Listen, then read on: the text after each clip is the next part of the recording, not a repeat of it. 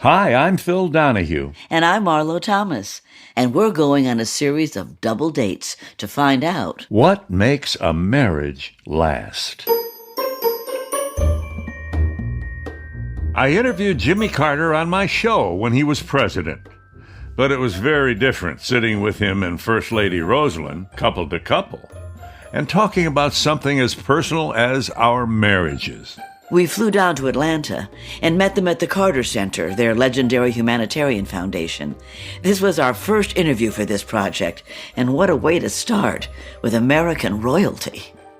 We were shown into his very formal office. I remember the two huge flags on either side of the desk, one with the stars and stripes, and the other with the presidential seal. And he just came bounding in, this man in his 90s, and he pointed out a beautiful wooden chair that he had carved himself. He was impressive. I'm sure it must be a challenge for Rosalynn to keep up with his energy. They've been together for an unbelievable 75 years. So we had to ask them, how? First of all, love and friendship goes together. And we found a long time ago that arguments and disagreements are inevitable, among two strong-willed people. But we decided quite early in our marriage to give each other plenty of space. In fact, if Rosa's interested in something, she does it her own way, and she accepts my help when she needs it. And vice versa. When I have a special interest, she gives me plenty of space or time to work on my own projects, but she helps me when I need it. Right. So space is the first thing. And I think the other key is we decided quite a while ago to make sure we didn't ever go to sleep angry with each other. We have a lot of arguments during the daytime, but we just made up our mind that we would try to become reconciled at night. So we never did go to sleep in the same bed, still angry. That's great. We were talking is, what is it, like some people never can come back from a misunderstanding? How do you think that you guys always come back from it? Well, first of all, we have a basic premise of not ever being deprived of an ability to communicate with each other. Sometimes we do get in a huff, and Rosa might pout for a little while, and I might pout for a little while, but we try to get reconciled. And most of the time I take the initiative when I realize that there are two sides to the issue, or that I was wrong, or something like that. One thing we do, we're Christians, both of us, so we read the Bible every night. And we have done that for 50 years, maybe. Really? Yeah, every night. And how do you go in order, or do you pick a page, or just Well, right now we're going through the New Testament in Spanish. We have a Spanish-English version. So one night Rosa reads, and the next night I read. And when I'm traveling overseas, or when Rosa is traveling, we still read the same chapter in the Bible. And so we know that at least, even though we might be 5,000 miles apart, we still share the same text. So it's been all in all, it's obviously been a good life. It has been. Been a good life. Yeah. But not without its challenges. That's right. We've had constant challenges and setbacks, not getting reelected president. The first time I ran for governor, I failed to be elected. And how did you come back from those losses? Did you use Rosa to help you back, or did you go in a corner and pout, or how did you? No, I think he had to help me. I was the one that was upset. Really? Yeah. And he was upset, but I was more upset, I think, because if he hadn't helped me, I don't think I'd ever gotten out. When I failed in politics, Rosa was angry with the public. She was angry with Ronald Reagan and so forth. I had to think of ways to calm her down. So I was searching constantly for good things about not being reelected, And so I had to ease her pain, which we did. And so that's how the Carter Center was born. Something to do. I was just 56 years old, and Rosa was just 53. So we Then we had, say, 25 years of life ahead of us. Right. This was the point where I had to remind myself that they actually got married in 1946. We didn't even have a television set in our house. We were still in grade school. And Harry Truman was in the White House. When you got married so young, well, how old were you guys? I was 1 month before I was 19. Had a baby 1 month before I was 20. And how old were you? I was still 20. I was on the way to be 21. We graduated back then when we were 16. Oh, yeah. We had 11 grades. Uh-huh. And there was nothing a woman could do except be a school teacher or a librarian or something like secretary or something like that. Yeah. Oh, a nurse. My mother was a nurse. Yeah. And the culture when I graduated was you get married and have babies. Yes, well, What about this guy made you think he was the one? Well, Jimmy's sister Ruth was my best friend. I spent a lot of time at that house. He was never there. And I always said I fell in love with a photograph on the wall in her bedroom. I read somewhere where you knew right away that she was the one. Right? I did, yeah. Why? What was that? I'm so excited by that because that's how I felt when I went on the Donahue show. Well, I had a lot of girlfriends, going up in high school and so forth. I was cruising around with my sister Ruth and her boyfriend, and just looking for a date. I picked up Rosalynn in front of the Methodist church, and You picked up girls at the church. at a church. Well, that's where a whole bunch of young folks were assembled at that time. Church was a center of our life. But the next morning, after our first date, my mother asked me some questions, and I finally told her that Rosa was the one I wanted to marry. But why? Why? What was it? I just felt compatible with her, and she was beautiful, and I guess there was a resonance there.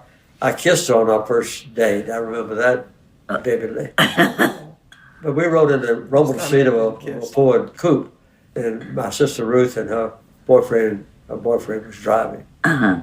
We went to the movies. I have no idea what movie. But I never was doubtful about it. So the following Christmas, I told her I loved her, and It was Christmas. the next February the 22nd or something, it was George Washington and Lincoln's joint birthday at the Naval Academy. My parents came up, and Rosalynn came up with them to visit me, and that's when I remember asking her to marry me. But anyway, she said no. So, Really? So from February till May, my impression was that she was dating all the other available boys to find a better match. And then finally in May, she said, okay. Why did you say no before? My father died when I was 13. I was the oldest of four, had a little sister, 4, and 2 brothers in between. And on his deathbed, he called us in the room, and I promised him that I would go to college. And it was hard for me to go against that. Right. I graduated from junior college. So you got 2 years in. Yeah, Yeah. 2 years. We were living in Norfolk in the Navy, Uh-huh. and when she had the baby, we had been married almost exactly a year.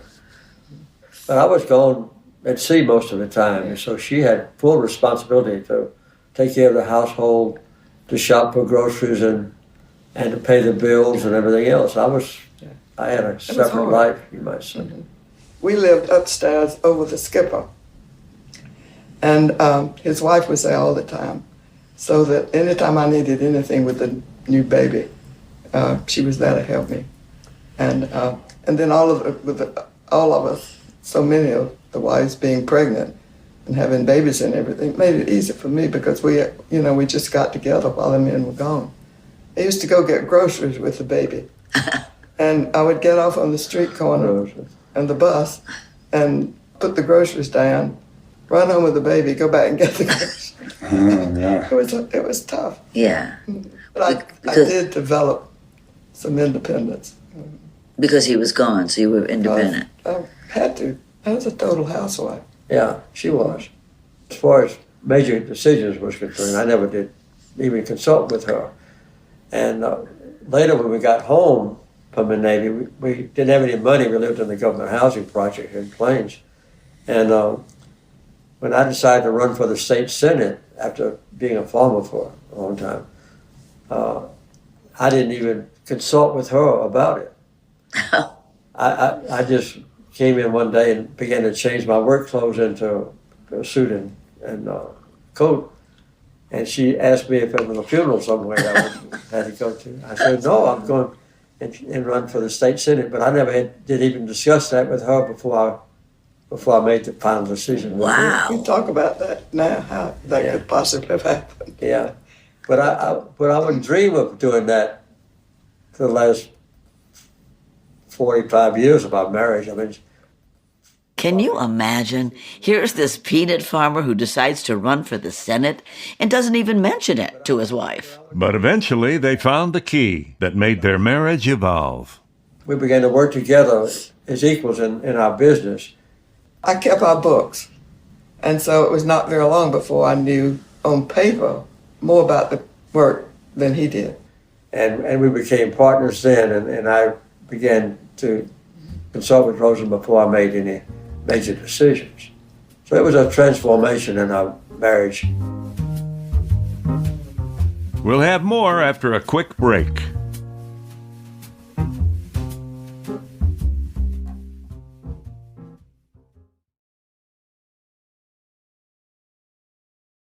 We're back to our conversation with former President Jimmy Carter and First Lady Rosalynn Carter. They were describing to us how the power dynamic in their marriage became more balanced in their decades together. But I was still curious. What was the challenge that was the toughest for them to overcome? When we tried to write a book together, so we all be careful. That's true. That was the biggest challenge in our marriage book. Why? When we started writing the book, and we decided I would write one chapter and then she would write the next one, and we would swap chapters and edit each other. But basically, we had a different writing style. I write very rapidly. I read 34 books and all. And, I write very rapidly. And Rosalynn doesn't. So I would write my chapter and give it to Rosalynn to edit, and she would look to put it as a rough draft. But when she finished the chapter, it was like she had been to Mount Sinai and God had given her this precious text carved in stone. And if I changed one word in it, it caused her serious distress. Yeah, it's So we had we soon, it's all true. we soon decided that we would give Peete Osnos, their small advance back and forget the book. Really? It was breaking up our marriage. We couldn't talk about it for that. We couldn't even discuss it with each other. We just wrote ugly letters back and forth on the word processor. But we would agree on 97% of what we wrote, but the 3% we didn't agree on, because if something happened, I might have thought it was humorous and she might have thought it was very serious. So Peete Osnos came down the Plains and our editor and said, I hate for you to give up this book because it has good potential. And I said, okay. So he went down throughout the book and found out the paragraphs on which we couldn't agree completely. So he divided them up. He gave half the paragraphs to me and the other half of the paragraphs to Rosalynn. The ones that you knew. And in the book, it had even when they printed up the book, Peete Osnos put an R by Rosalynn's paragraphs and a J by my paragraph. And so when I had a paragraph, I could write the final version and Rosalynn couldn't change it, and vice versa. So we saved the book, and It was hard. It almost broke up your marriage. The biggest surprise for me here in the short time we've had is I think you're a feminist. Well, I always thought I was. But Jimmy has always thought I could do anything. Always. And so I campaigned all over the country. I mean, I've done things I never dreamed I could do. Uh-huh. And we've done things together, like we took downhill skiing lessons when he was 62 and I was 59. I mean, we started skiing at that age. He doesn't only want to learn about things, he wants to do them. So we do bird watching and all kinds of stuff together. And it's just been and we've had things happen to us like Together. living in the White House. That's the key. Never dreamed. Yeah. It's because of him, because he just had confidence that I could do anything. Yeah. And so that gave me confidence that I could do it. If you could give advice to a couple, married already or about to be married, what would you say that would maybe help them? I would say give each other plenty of space to do your own thing. Find things to do together and try to be reconciled at the end of every day, which means you have to communicate with each other.